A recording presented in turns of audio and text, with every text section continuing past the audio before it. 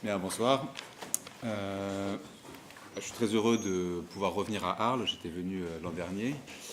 Et je remercie Fabien Vallos de m'avoir permis de revenir pour présenter un autre travail en cours consacré à la notion de lieu, un travail de nature philosophique, du moins je l'espère, sur ce concept que je crois très important dans l'approche d'un certain nombre de problèmes contemporains de tous ordres. Et bon, si je dois resituer un peu l'origine de ce travail, il est vraiment né d'une...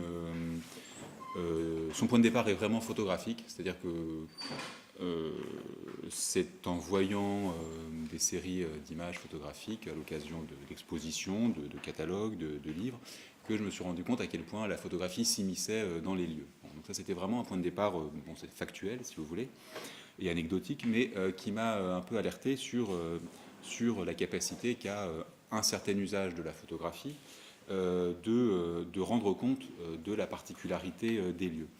Le deuxième point de départ de la réflexion que je vais vous proposer, c'est une attention portée à un certain nombre de phénomènes politiques, je dirais, du monde contemporain. Vous allez voir de quoi il s'agit dans l'exposé que je vais vous présenter. Alors, mon contexte de référence étant la philosophie, de par mon parcours, si vous voulez, j'ai fait le constat suivant chez les philosophes de la tradition occidentale. D'abord, il y a un décalage, je crois, chez les philosophes les plus connus de l'histoire de la philosophie occidentale entre un discours qui est tenu quasiment par tous, c'est-à-dire le discours de notre être au monde. Voilà, nous sommes au monde, et à partir de cette donnée-là, eh bien, s'élabore un certain nombre de propositions pour comprendre notre rapport avec le monde qui nous entoure. Et de ce monde, eh bien, nous sommes nous-mêmes une partie, un fragment, c'est-à-dire pas simplement un ingrédient, mais une partie au sens de quelque chose qui participe de la totalité. C'est-à-dire que pour les philosophes, nous sommes là. C'est le là du Dasein heideggerien, dirait-on, mais qui vaut, je crois, pour la plupart des philosophes. Et puis d'un autre côté, j'ai été assez frappé finalement par le fait que la philosophie est silencieuse, en général, sur le fait que notre être là, notre présence au monde, est toujours particulière ou singulière.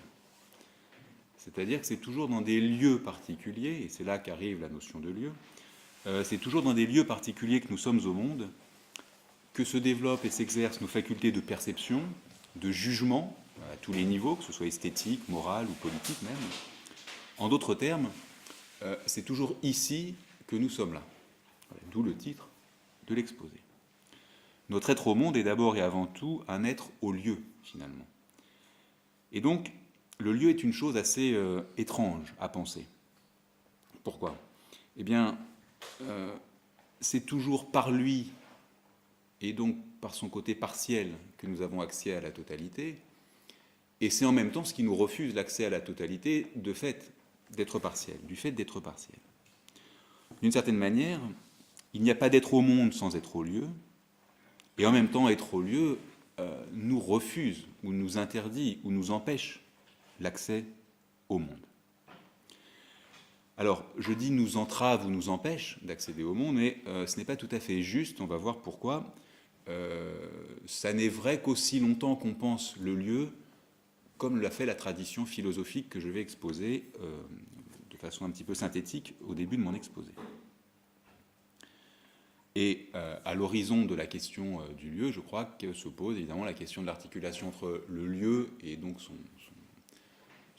ancrage et son ouverture nécessairement locale et l'universel.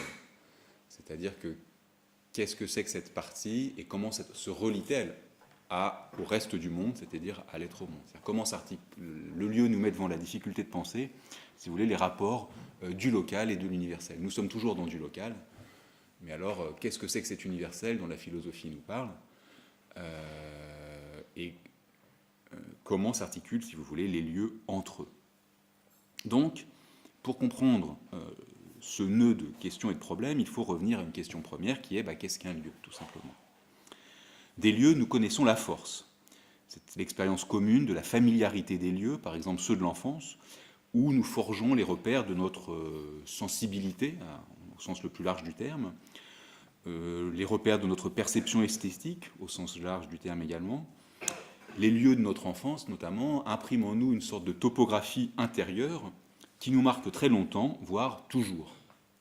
D'où la difficulté parfois de déménager, tout simplement. Le déménagement montre que, dans bien des cas, un changement de lieu n'est pas simplement un changement de coordonnées dans l'espace, c'est souvent un changement de monde.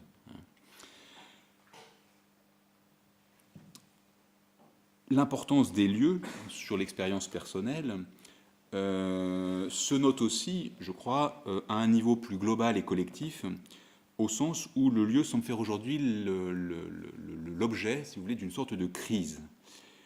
Je poserai la question de savoir, en effet, quels lieux sont possibles à l'époque de la globalisation et de la mondialisation, et d'un semblant d'universalisme moral, signalé au moins par l'aspiration dont il fait l'objet et par son absence plutôt effective, et que synthétise l'idée, alors certains diront qu'il s'agit d'une idéologie plutôt, des droits de l'homme. Comment faire lieu et comment penser le lieu dans une époque qui semble nous faire assister à sa disparition matérielle et symbolique, c'est-à-dire à la disparition des frontières notamment, au profit d'une projection spectaculaire des individus et de leurs existences dans un espace à la fois réel et fantasmé, qui serait débarrassé de toute limite, et qui est celui bien sûr des communications, des transactions mondialisées, des réseaux virtuels, qui abolissent dans une certaine mesure le sens de l'être ici, au profit d'une ubiquité dont on est bien en peine de nommer le lieu propre, précisément parce qu'elle semble être hors de tout lieu. Assisterait-on, comme certains anthropologues des années 90 l'ont dit, notamment Marc Auger, à la prolifération des non-lieux, c'est-à-dire des espaces qui interdisent à l'homme de se constituer en sujet humain. C'est l'hypothèse de Marc Auger.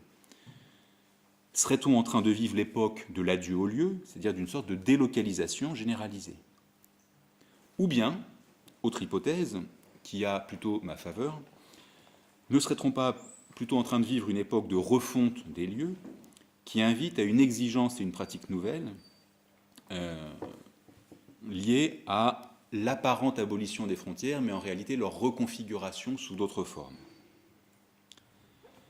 Alors, pour aborder toutes ces questions, je vais faire deux choses. D'abord, je vais essayer de retracer ce que pourrait être une histoire philosophique du concept de lieu, en abordant trois philosophes principalement, et en montrant comment les concepts de lieu que ces philosophes ont élaborés se sont traduits dans les pratiques historiques des lieux.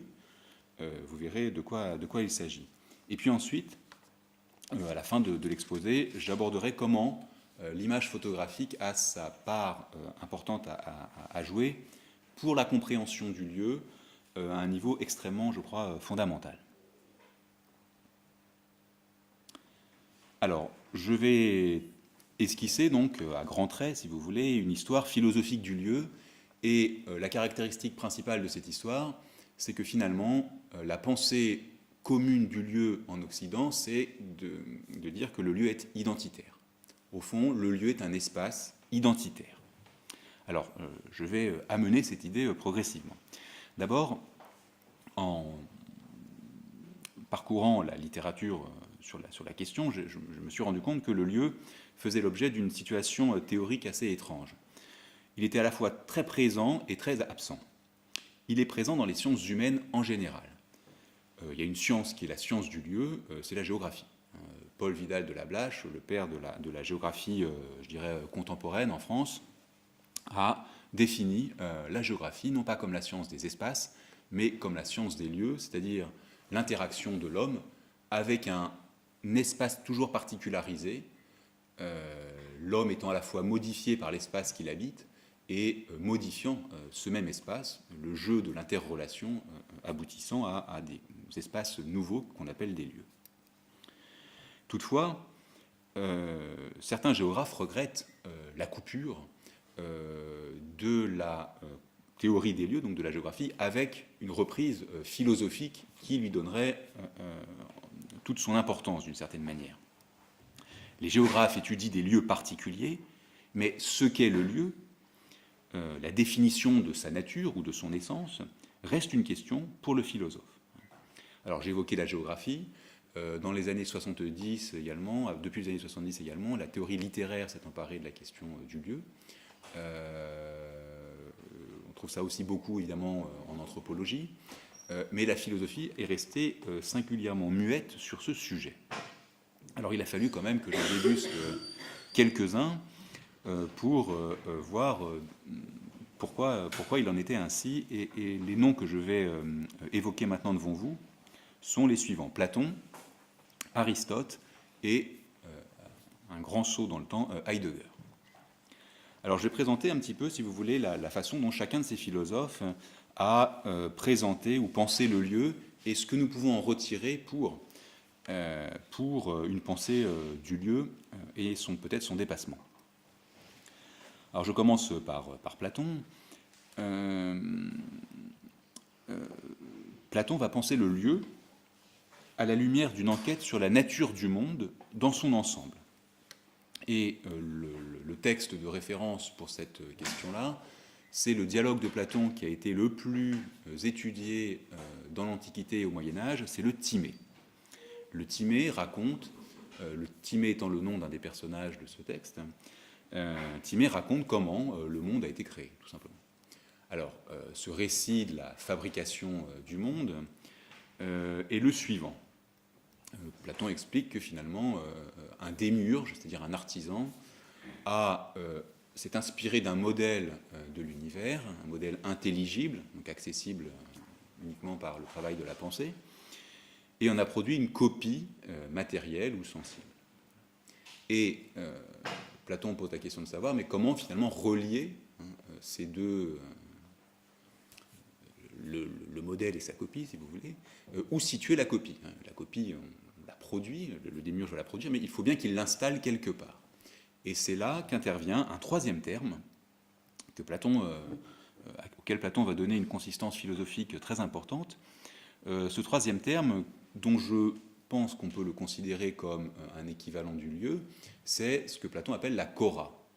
Alors je prends la peine de citer le terme grec, non pas pour être pédant, mais simplement parce que Jacques Derrida a écrit un très beau texte sur ce terme, donc c'est pour cela que je l'indique. La chora en grec est traduite très souvent par réceptacle. Autrement dit, cette chora va recevoir la copie que l'artisan ou démiurge a forgée en s'inspirant du modèle intelligible. Alors, que peut-on dire de cette chora avec Platon ? Alors d'abord, la chora est présentée comme une sorte de cire qui va recevoir l'empreinte du modèle. D'accord ? Et cette empreinte, eh bien, ce sera la copie. Deuxièmement, la chora ne se contente pas de recevoir une empreinte. Platon explique qu'elle participe de ce qui est en elle. Donc elle est quelque chose de l'empreinte qu'elle reçoit. Elle n'est pas simplement un réceptacle, elle contribue à donner corps à cette copie. Et Platon utilise la métaphore nourricière pour dire que la chora engendre et pas simplement accueille ou reçoit cette copie. Donc on voit par là que la chora est à la fois le lieu des choses et en un sens leur matière ou leur composante. Manière de dire qu'entre un lieu et ce qui l'occupe, le rapport est extrêmement étroit, il est un rapport de coparticipation. Au fond, être dans un lieu, c'est participer à ce lieu. Et se pose pour nous la question de savoir si, entre le lieu et ce qui l'occupe, le rapport peut être d'une autre nature que identitaire. Enfin, et ça aussi ça me semble une caractéristique très importante, troisième caractéristique de la chora, pour terminer avec Platon, Platon explique que la chora agit comme un crible qui agence les éléments qui composent l'univers selon un principe de ressemblance. C'est-à-dire la chora est une espèce de tamis, il y a beaucoup de métaphores artisanales chez Platon, et la chora agit comme une espèce de tamis qu'on agite, que l'artisan agite, et qui ne retient que les éléments qui ont même structure, même forme, etc. Et donc, ça permet de constituer la copie, de donner à la copie un semblant d'ordre. Au fond, les éléments disparates sont éliminés, ils passent au travers du tamis, et on ne retient en gros que les éléments qui vont pouvoir constituer un ordre. Donc, le lieu est un principe d'ordre et de différenciation, tout en étant un principe d'identité. Et c'est vraiment ça qui sera très très très massif. Je montrerai tout à l'heure comment ça s'applique, quand j'aurai fini ma brève histoire de la philosophie, dans l'histoire du lieu. Je passe à Aristote. Aristote est, je crois, le seul philosophe, bon, Heidegger un petit peu, mais enfin, Aristote est, je crois, le seul philosophe qui propose une définition du lieu dans l'histoire de la philosophie occidentale. Cette définition, il l'a produit dans une enquête de nature physique sur les conditions du mouvement.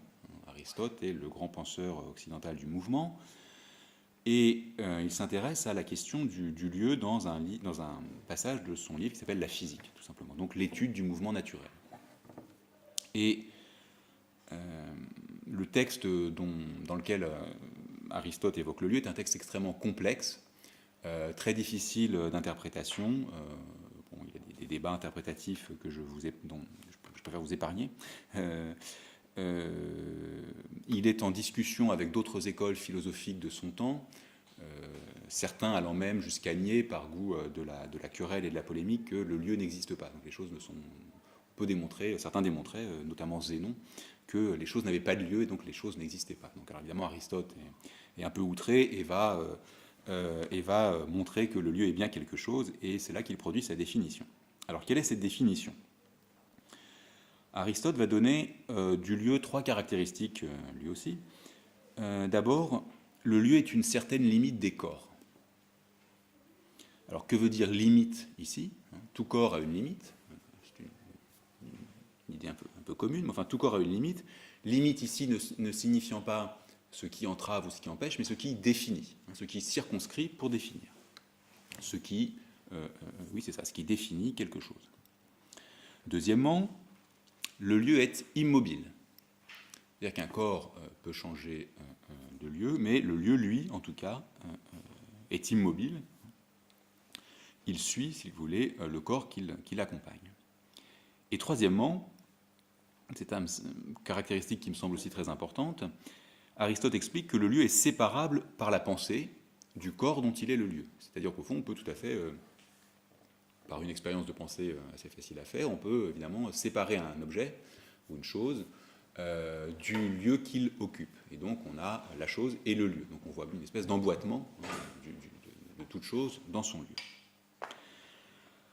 Là encore, Aristote montre bien que le lieu est en quelque sorte l'ombre des choses. C'est-à-dire, le lieu est au plus près des substances qu'il occupe, il les indique sans en épuiser toute la nature.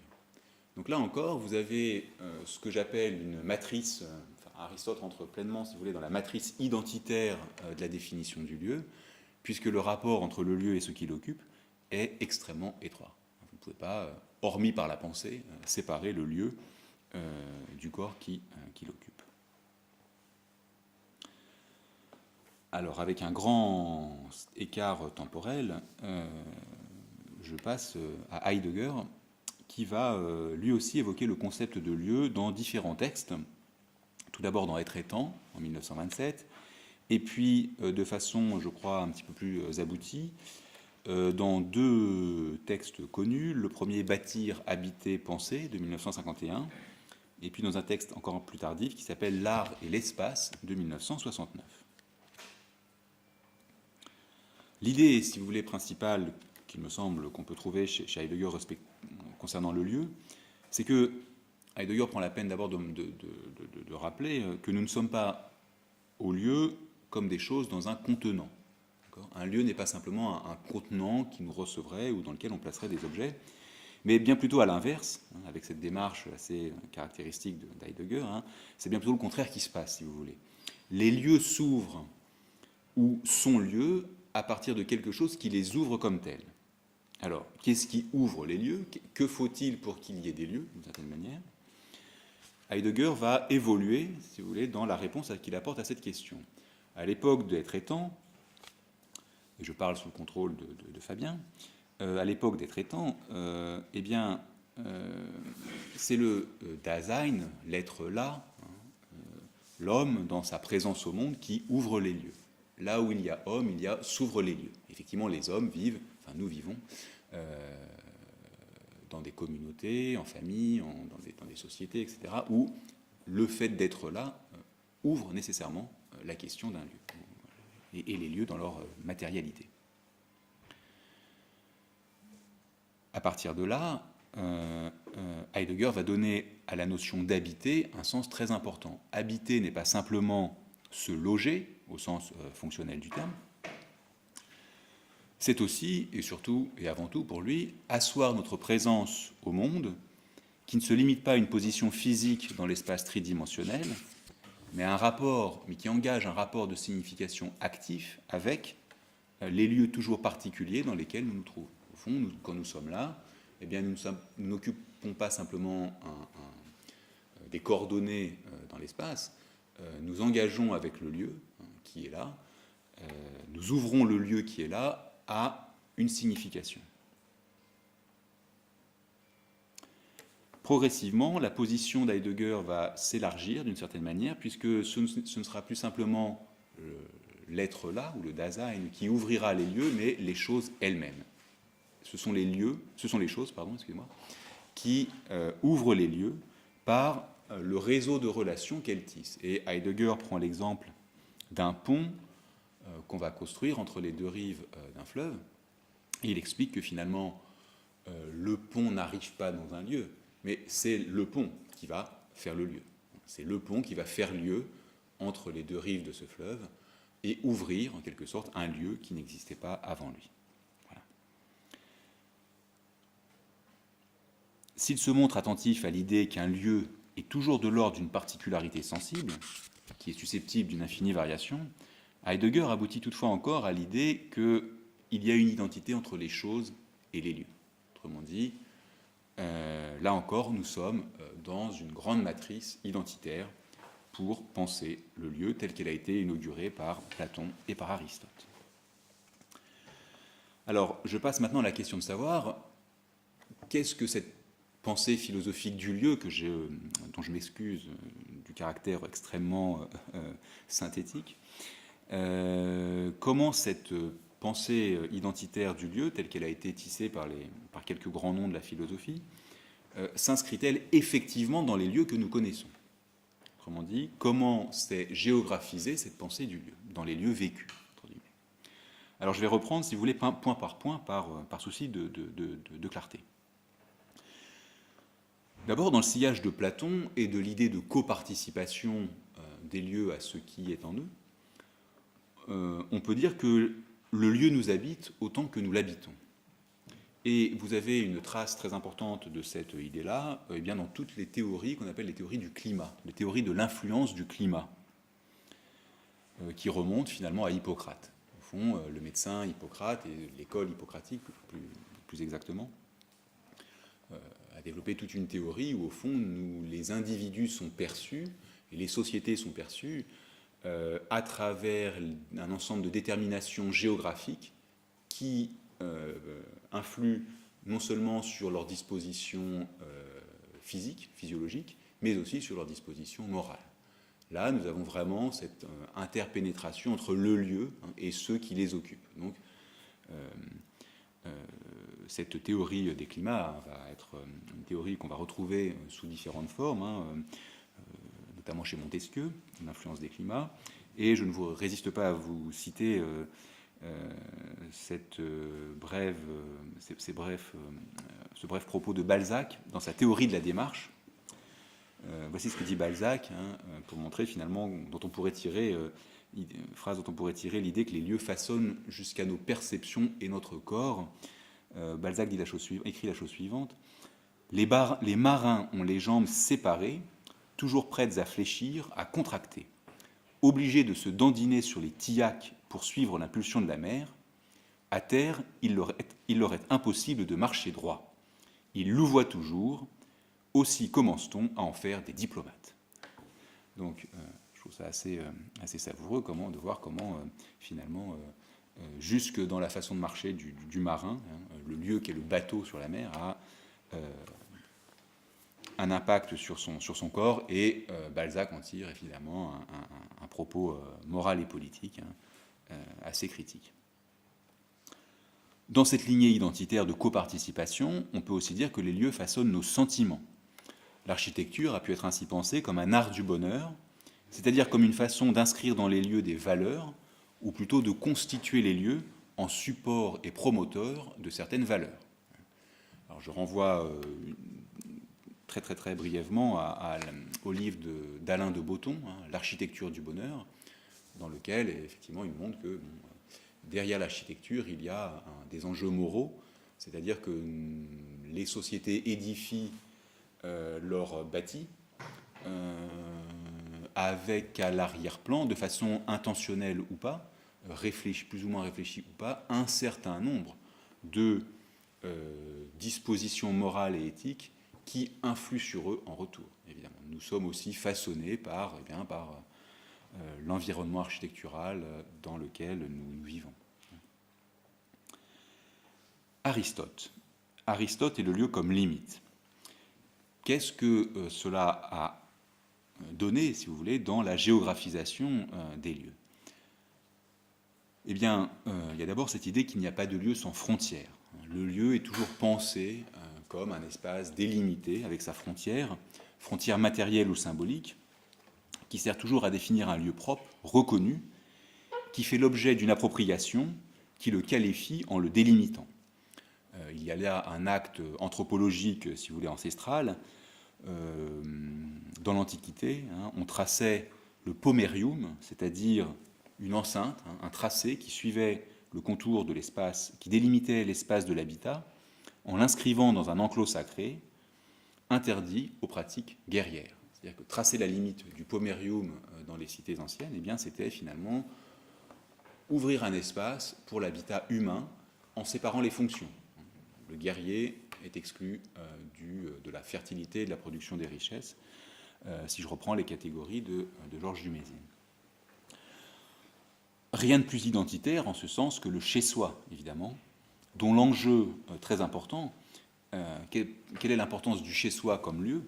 Eh bien, ce n'est pas simplement, au-delà de cette fonction primordiale, bien sûr, d'avoir un toit pour dormir, c'est aussi d'arc-bouter l'une sur l'autre, la construction d'un lieu propre, d'un lieu à soi, et un processus de devenir sujet, au sens de devenir sujet par la séparation d'avec le monde extérieur. Au fond, le chez-soi me permet de me constituer. La crise du logement n'est pas qu'une crise du toit, même si elle est cela aussi. Elle est aussi une crise, je crois, le besoin de logement est aussi un besoin de constitution de lieux où les sujets peuvent se constituer.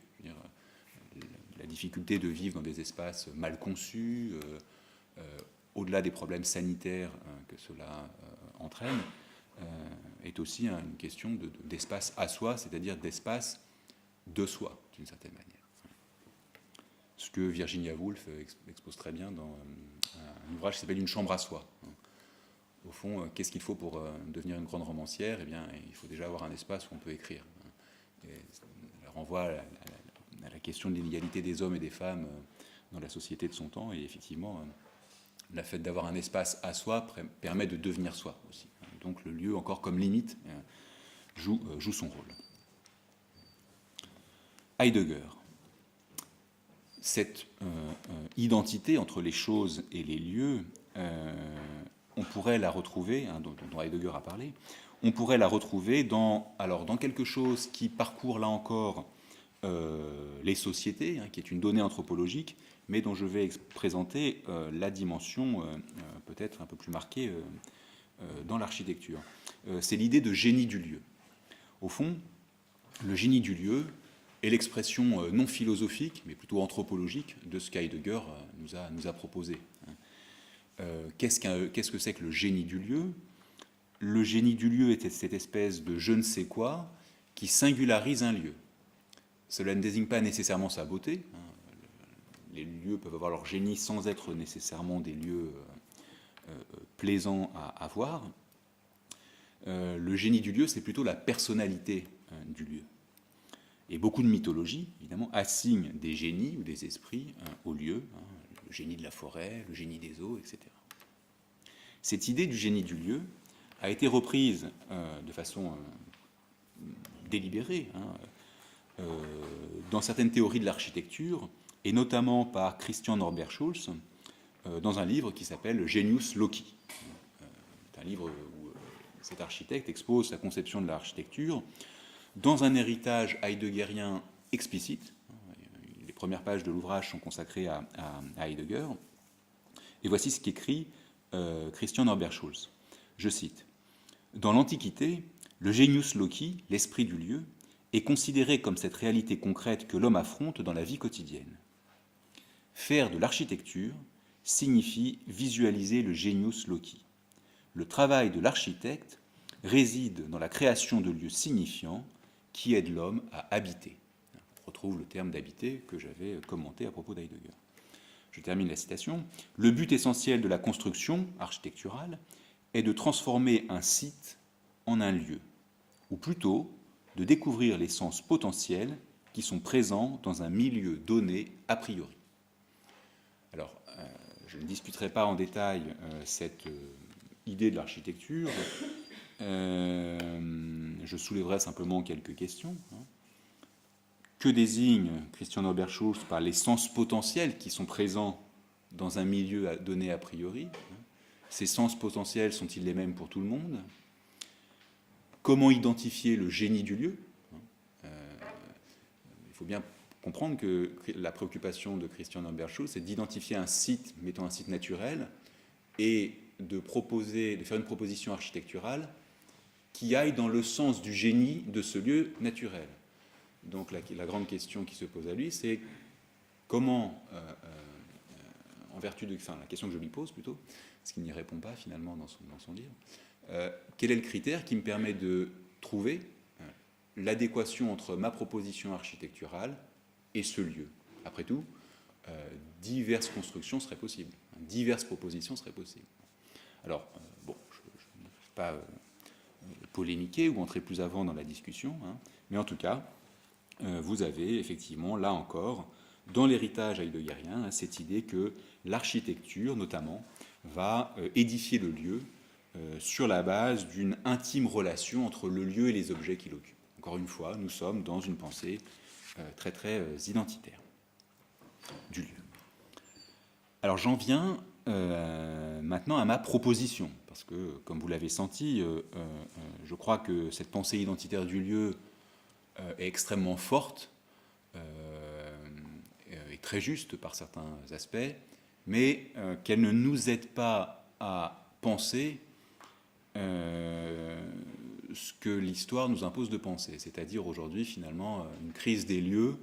On pourrait finalement peut-être examiner un certain nombre de problèmes politiques et économiques contemporains à la lumière de la notion de lieu. La mondialisation, la globalisation,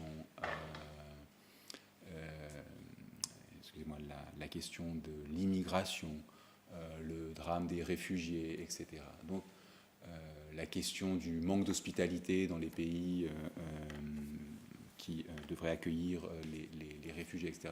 Tout ça pose des questions très importantes de lieu. Les rapports entre l'urbain et le non-urbain, qui sont des défis très très importants à l'heure actuelle. Les questions environnementales sont aussi des questions de lieu, finalement. Donc, il me semble qu'avec la tradition que j'ai esquissée de façon très très grossière, nous aboutissons en quelque sorte à une impasse. Il faut essayer de penser le lieu d'une façon un petit peu plus décalée pour peut-être comprendre comment le lieu peut redevenir une matrice forte pour renouveler nos approches spatiales et matérielles des lieux. Alors, de quoi vais-je parler à ce propos? Je vais parler de deux choses, de pluralité et d'événements. Je vais parler d'abord de pluralité. Un lieu est toujours malgré ce que dit la tradition, l'unité d'une multiplicité. Et cette multiplicité, c'est elle qui justement tend à être occultée lorsqu'on pense le lieu avec le regard de la tradition philosophique.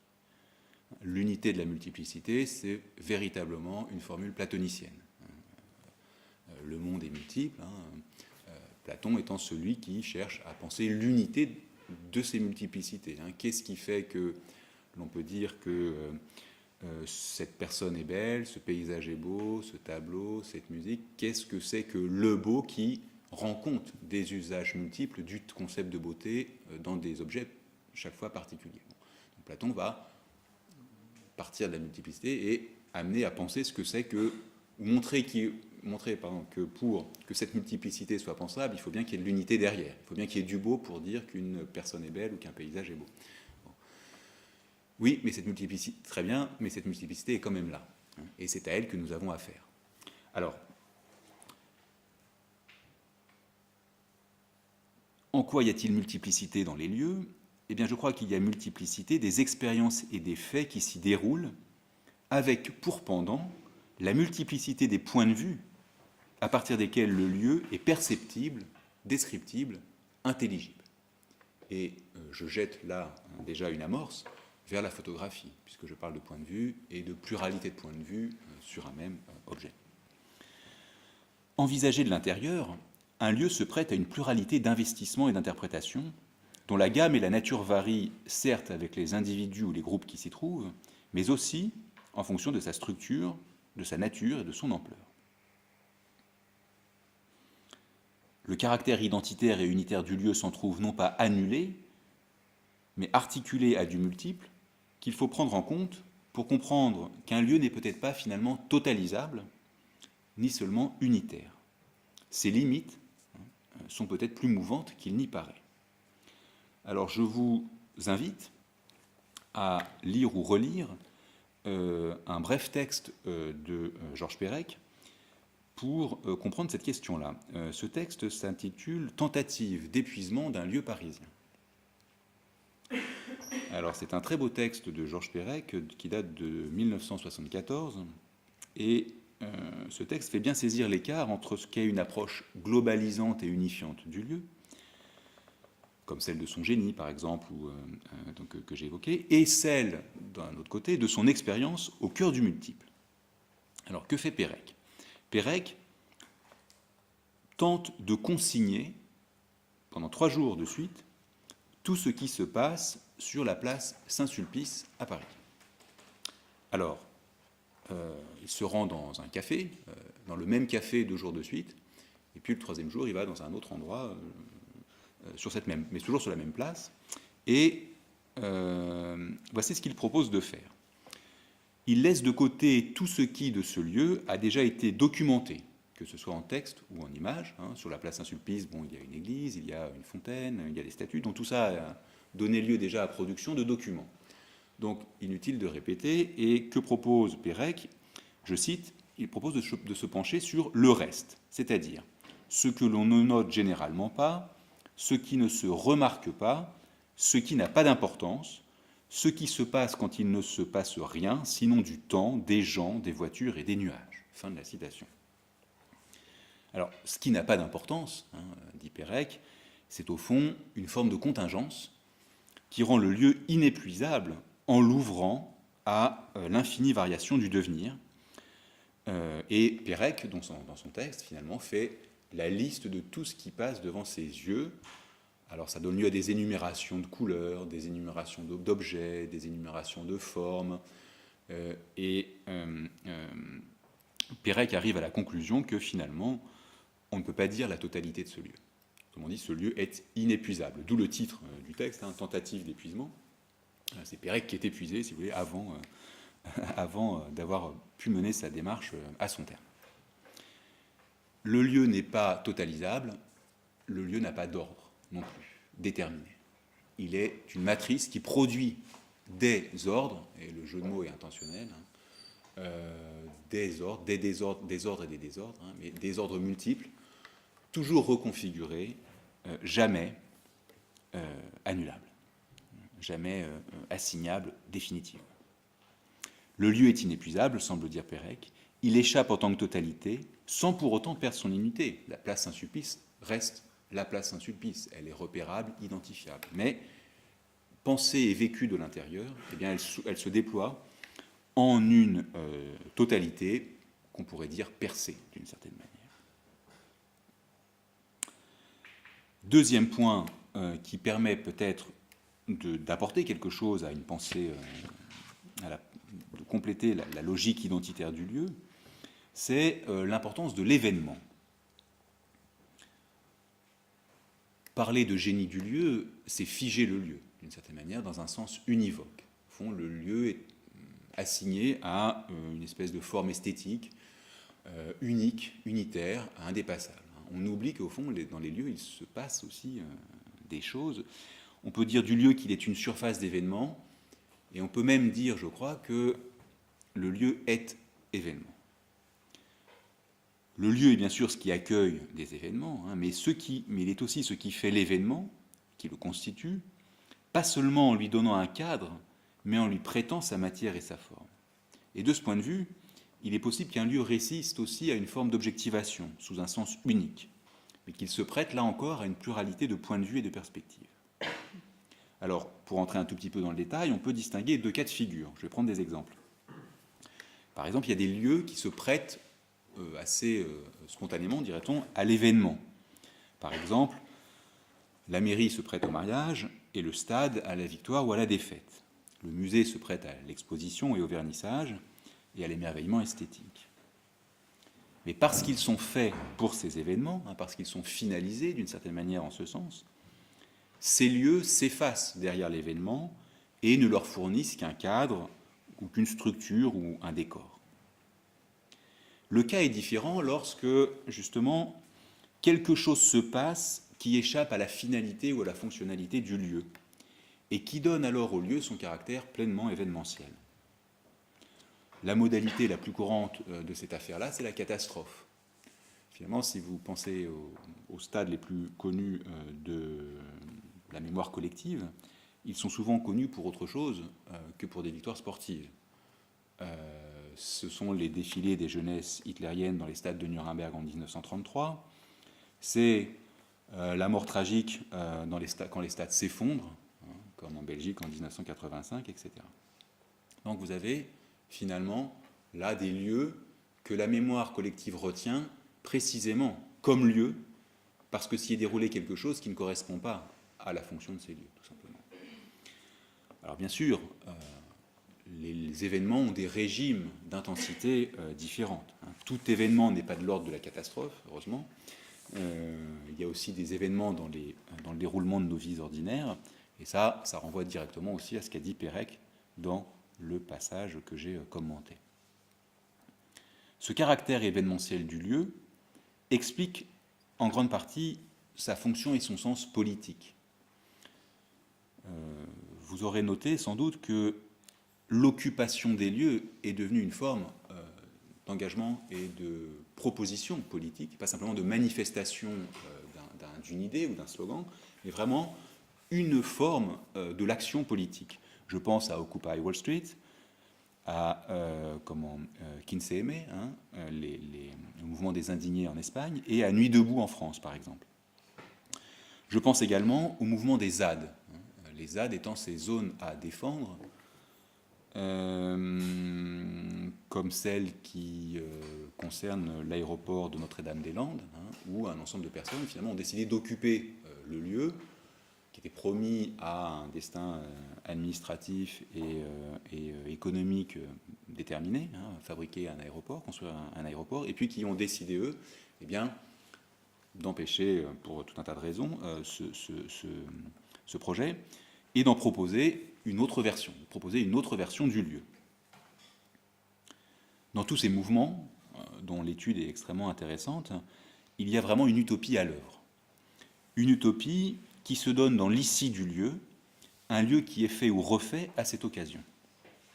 Investi de la sorte, ce lieu est beaucoup plus que le cadre spatial requis pour faire entendre des voix discordantes qui appellent à un ailleurs social, économique et politique.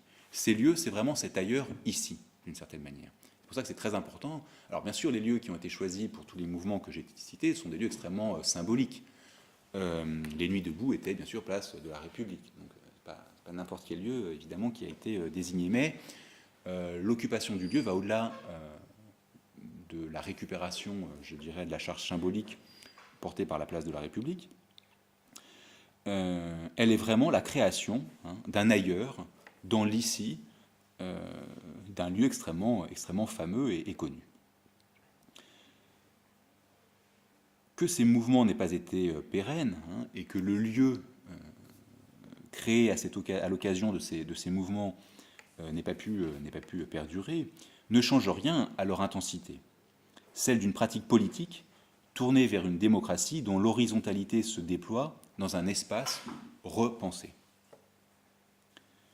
Tous ces mouvements se sont sans doute inspirés d'une vision un peu idéalisée de ce que devait être l'agora dans la démocratie athénienne, mais cette occupation, ce faire-lieu, n'en sont pas moins le produit et la manifestation d'une liberté dont le lieu est à la fois le principe, le moyen et, j'ajouterais, je crois, jusqu'à un certain point, l'objet et même la fin.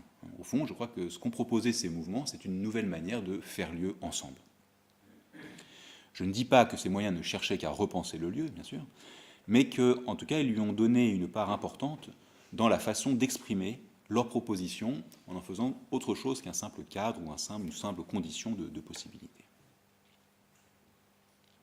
Donc, avec cette notion de pluralité et cette notion d'événement, je crois que nous avons les moyens d'entrer plus avant dans des propositions, si vous voulez, un petit peu qui redonneraient au lieu sa force d'articulation à l'universel. Au fond, à force de penser le lieu comme identitaire, c'est-à-dire de rendre les lieux frontières, eh bien, je crois que nous avons abouti aussi à l'idée d'un monde sans frontières complètement fantasmé, qui est celui du commerce et de la communication. Mais en réalité, les barrières demeurent. Alors, comment déplacer les barrières des lieux? Non pas les supprimer, puisque le lieu se définit comme un contexte toujours plus ou moins clos, plus ou moins ouvert, mais comment sortir de la clôture? Eh bien justement, je crois, en comprenant le lieu à la lumière peut-être de ces deux notions de pluralité et d'intensité événementielle. C'est ce qui me permet, si vous voulez, d'en venir au dernier temps de mon exposé et d'évoquer les images des lieux et leur importance, je crois, dans une pensée du lieu. Je voudrais montrer que les deux idées du lieu que j'ai présentées de façon un peu brève ou trop brève, la matrice identitaire et la pensée du lieu comme événement et pluralité, je crois que ces deux idées du lieu correspondent à deux sortes de représentations en image, ce que j'appellerais d'un côté le paysage, et de l'autre ce que j'appellerais le lieu au sens plein du terme, c'est-à-dire le lieu dans sa version Étienne Elmer, c'est-à-dire qui prend acte de la multiplicité interne et de sa nature événementielle. Alors je commence par le paysage. Un paysage, pourquoi est-ce que je fais appel à la notion de paysage? Eh bien tout simplement parce que la matrice identitaire du lieu tel que je l'ai présenté correspond à une vision englobante du lieu, surplombante. Et ce qui a été pensé comme lieu de cette façon-là, c'est le paysage. Il y a paysage, en effet, quand le regard du spectateur est invité à embrasser du regard la représentation d'un site naturel ou artificiel, réel ou imaginaire, envisagé dans sa totalité depuis un point de vue unique qu'il en tient à distance. Donc, distance, point de vue globalisant, qui donne accès à la totalité d'une partie du réel. En s'offrant ainsi au regard, le paysage n'est pas concerné par la question de savoir comment on pourrait l'habiter. C'est à la fois un objet de méditation, de contemplation ou d'étonnement, mais aussi un cadre de perception et de connaissance de l'environnement, notamment naturel, mais pas seulement. Ce cadre avec lequel nous avons, ce cadre qui est devenu finalement un cadre de perception avec lequel on regarde à travers la vitre du train pour observer justement le paysage, n'est pas du tout naturel, il s'est forgé au cours de l'histoire des représentations. Bien qu'il nous semble aller de soi et être spontané, il s'est en réalité inscrit en nous au fil de l'histoire. Je cite brièvement le livre assez classique d'Anne Coquelin, L'invention du paysage. Je cite, « Le paysage est né à la Renaissance comme analogone de la nature, par l'intermédiaire d'une idée et d'une pratique picturale, informant nos catégories cognitives et perceptives, avec ce résultat que la nature ne pouvait être perçue qu'à travers son tableau. » Anne Coquelin explique très bien que finalement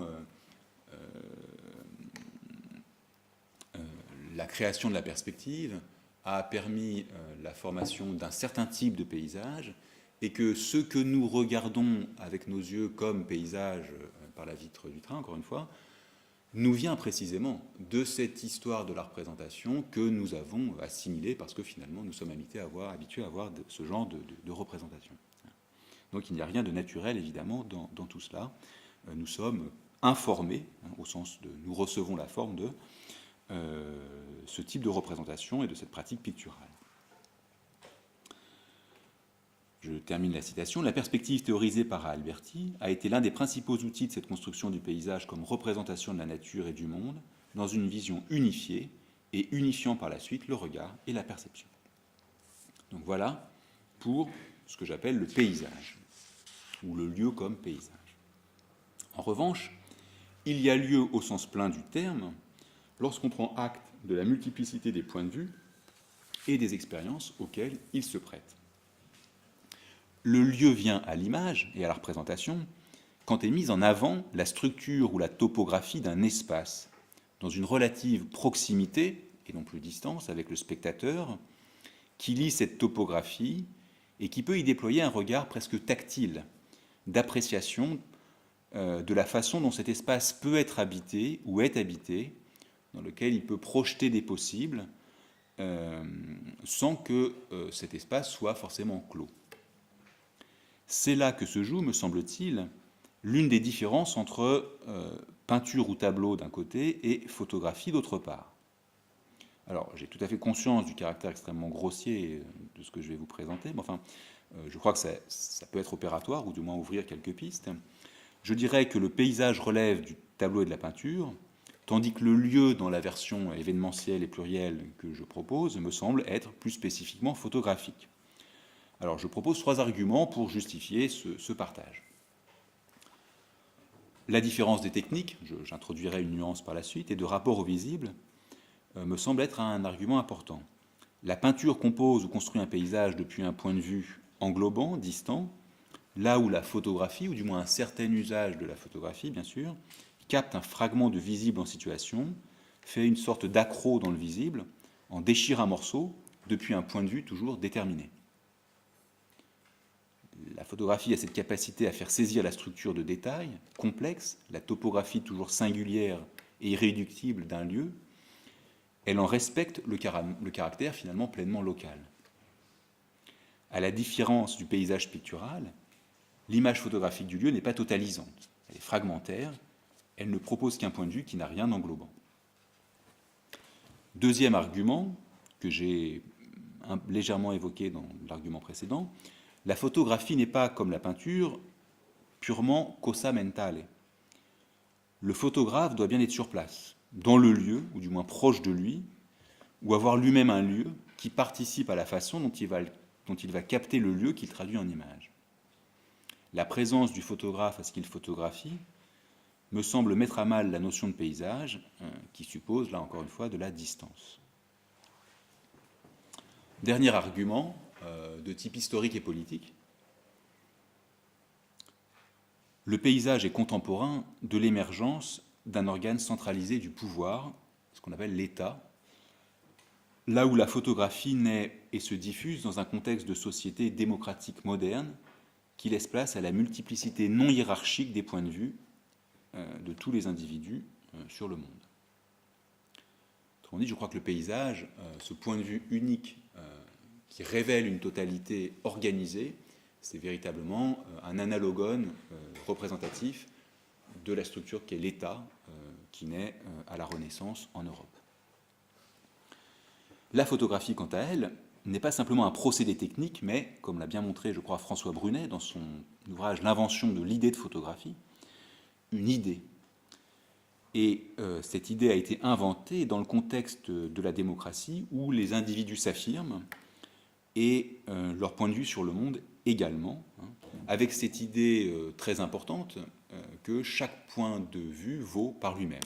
Voilà. Alors ça ne veut pas dire que toutes les images qui en résulteront auront la même intensité ou la même valeur, mais en tout cas, chaque point de vue est légitime. Les usages et les pratiques de la photographie ont certes été longtemps hérités de la peinture, mais avec Adjet notamment, se met déjà en place ce que j'appellerais un usage photographique de la photographie, où se perd le prestige du point de vue unique et définitif, englobant, au profit d'une prolifération sans totalité.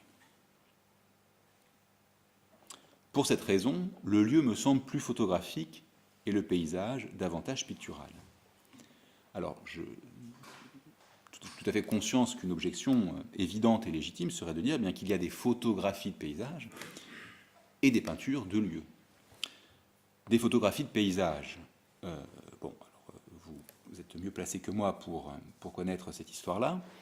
Je citerai par exemple Ansel Adams, ou encore Cartier-Bresson d'une certaine manière, qui, même s'il ne photographie pas que des paysages, a tendance justement à tout voir comme un paysage, depuis un point de vue unique qui organise une totalité bien agencée, ce qui fait de lui un photographe peintre, et peut-être plus peintre que photographe, du moins la question peut se poser. Des peintures de lieux, en revanche, il y en a également. La peinture peut parfois être photographique, ou avoir quelque chose de photographique en peignant des lieux. C'est notamment le cas des peintres hollandais, hein, qui nous font pénétrer très souvent dans l'intérieur extrêmement précis des habitations. Et Zletana Alpers, l'historienne de l'art, a très bien montré que la façon de réaliser la description des intérieurs dans la peinture hollandaise au XVIIe siècle, eh bien, tenait précisément à l'usage d'instruments d'optique qui seront sous une forme améliorée, ceux de la photographie, justement. Donc, encore une fois, il y a bien sûr des peintures de lieux. Donc, qu'est-ce que je veux dire avec mon partage entre paysage pictural et lieu photographique? Je veux dire la chose suivante. Le photographique et le pictural désignent moins des images qualifiées par leur nature matérielle ou par le procédé technique de leur production que par le type de représentation qu'elles proposent, avec ce qu'il engage de formes a priori de notre vision, en dialectique permanente avec les formes a priori de notre expérience du monde dans tous ses aspects. Encore une fois, je crois que pictural et photographique désignent, attribués respectivement au paysage et au lieu, désignent des types de représentation, quel que soit le procédé technique qui les produit. Pour terminer, qu'est-ce que je tire, si vous voulez, pourquoi est-ce que je dis finalement qu'il y a une certaine tendance photographique dans la représentation du lieu? Pourquoi cette affirmation ou cette idée que je propose? Cette affinité entre une certaine idée et une certaine pratique de la photographie d'un côté et de l'autre la notion de lieu me conduisent à soutenir pour finir que par l'image photographique, on pourrait dire, en paraphrasant Mallarmé, que le lieu a lieu. Autrement dit, c'est à l'image photographique ou au photographique tel que je viens de le décrire, que nous devons le retour du lieu comme espace habitable possible, en contrepoint aux récits et aux représentations d'un univers délocalisé et dont le régime d'universalité n'est finalement que celui d'une généralité de basse intensité, dans lequel les différences sont passées au tamis d'un consensus homogénéisé par la violence des échanges économiques et politiques. Avec l'image photographique du lieu, il est enfin possible de construire des récits du local qui font affleurer, autant que les réseaux de diffusion de ces images le permettent, des différences extrêmement fines qui, elles, sont le lieu de l'universel.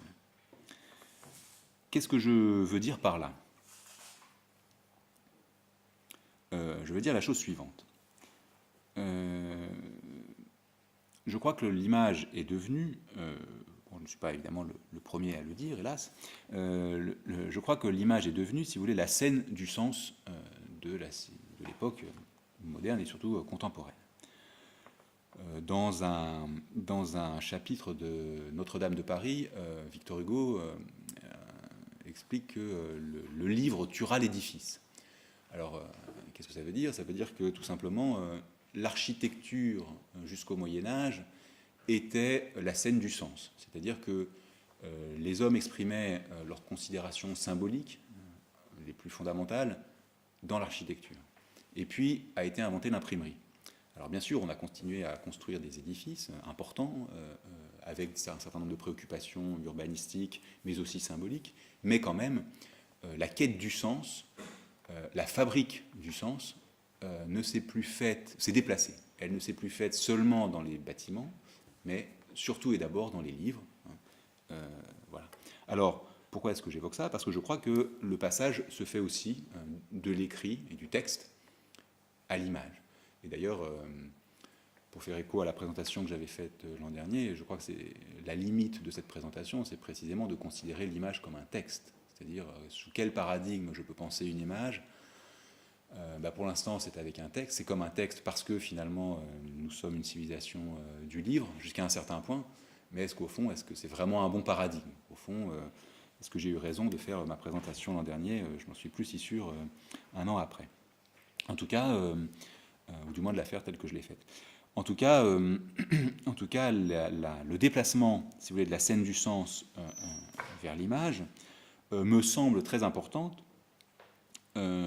pour rendre à l'image photographique son statut de lieu de pensée, mais de lieu de pensée au sens où précisément la photographie peut nous montrer des lieux, c'est-à-dire nous mettre en présence d'un point de vue déterminé sur des usages localisés du réel. Je vais prendre un exemple pour étayer et pour illustrer un petit peu le caractère abstrait de mon propos. Cet exemple, c'est celui de la photo-reporter Suzanne Meiselas, dont une exposition a eu lieu au Jeu de Paume l'année passée. Suzanne Meiselas a en particulier couvert les guerres civiles du Salvador et du Nicaragua au tournant des années 70 et des années 80. Donc elle a pris un certain nombre d'images qui nous renseignent sur ces lieux, tout simplement, les lieux de conflit, des lieux de mort, des lieux de violence, des lieux de pouvoir. Mais ce qui m'a intéressé, outre cela, c'est aussi la façon dont Suzanne Meiselas utilise ces images et les fait voir. En effet, elle ne s'est pas contentée d'en faire des ouvrages ou de les intégrer dans des expositions ou de les diffuser dans des périodiques extrêmement de notoriété et de circulation internationale, comme le Times Magazine ou Géo, ce qui est déjà en soi une façon de les montrer, mais elle a eu cette démarche que j'ai trouvée extrêmement intéressante de les exposer dans les lieux où ces images ont été prises. Bon. Alors, je pense que cette démarche, elle n'est pas la seule à avoir adopté cette démarche, finalement, d'exposer l'image dans le lieu où l'image a été prise, sauf que ce qu'a fait cette photographe, c'est qu'elle a remis les images en contexte 20 ans après la guerre civile. Donc elle revient 20 ans après sur les lieux et expose les images dans les endroits où la photographie a été prise. Et cette démarche est elle-même photographiée, donc on voit finalement les endroits d'affrontement, et bien à l'endroit précis où l'affrontement a eu lieu, on revoit l'image que 20 ans auparavant, Suzanne Meiselas a prise pour son travail de reportage. Et qu'est-ce qui se passe là? Eh bien, il y a là une façon de travailler la mémoire, bien sûr, avec les personnes qui habitent là, avec les jeunes générations qui n'ont pas connu les événements, si ce n'est par le récit de leurs parents, et donc également aussi un travail de discussion avec les acteurs de ces événements 20 ans auparavant, quand ils acceptent de parler. Et donc il y a là tout un travail de tissage de la mémoire et d'écriture d'une histoire propre. C'est-à-dire au fond, qu'est-ce qu'il s'est passé là? Eh bien c'est l'image qui nous le fait voir. c'est l'image qui nous le fait voir, et c'est surtout l'image qui va être la source d'un récit, mais précisément non pas une histoire écrite depuis un point de vue distant, mais une histoire parlée et partagée par ceux qui étaient là et par ceux qui sont venus après, mais qui habitent là. Et le dispositif de l'image resitué dans le lieu de son origine provoque ce discours. Et le lieu, justement par cette démarche-là, redevient chargé de son sens, d'une certaine manière. Donc j'ai trouvé ça extrêmement intéressant pour montrer l'importance de l'ancrage local de l'image et sa fonction de faire lieu. Au fond, c'est l'image qui fait lieu ici. Si elle n'était pas revenue, ces discours mémoriels, cette histoire en première personne, qui implique parfois d'ailleurs des histoires multiples dans une même famille, parce que les familles ont pu être divisées, par exemple, par la guerre civile. Bon. Donc, la reconstitution de cette histoire en première personne, dans toute sa complexité, a été permise par l'image. Donc, c'est vraiment l'image qui redonne au lieu tout son caractère d'ancrage local, et en même temps, cette localité fait son intérêt universel, parce que c'est précisément là sont en jeu des questions extrêmement importantes sur qu'est-ce qu'écrire l'histoire, qu'est-ce que la mémoire, etc. Et dernier détail concernant ces images, certaines remises en situation, certaines d'entre elles sont été imprimées. Alors c'est pour ça que je n'ai pas amené de visuels, parce que les visuels dont je disposais étaient de très mauvaise qualité. Certaines d'entre elles, en fait, sont imprimées sur un tissu, je crois, en transparence. C'est-à-dire qu'au fond, vous voyez l'image et puis vous voyez derrière l'image en même temps. Et ça produit un effet, effectivement, de dialogue. Autrement dit, notamment quand on voit la photo de ces images remises en situation. C'est-à-dire qu'on voit à travers et on voit aussi l'image. Donc il y a une superposition, si vous voulez, temporelle, historique, qui ouvre l'espace de la discussion sur l'importance de l'image et du lieu. Voilà. En ce sens, on peut dire que c'est bien l'image qui fait le lieu, et c'est l'image qui est lieu pour les habitants de cet endroit, mais aussi pour nous qui finalement y avons accès. Voilà. Merci beaucoup.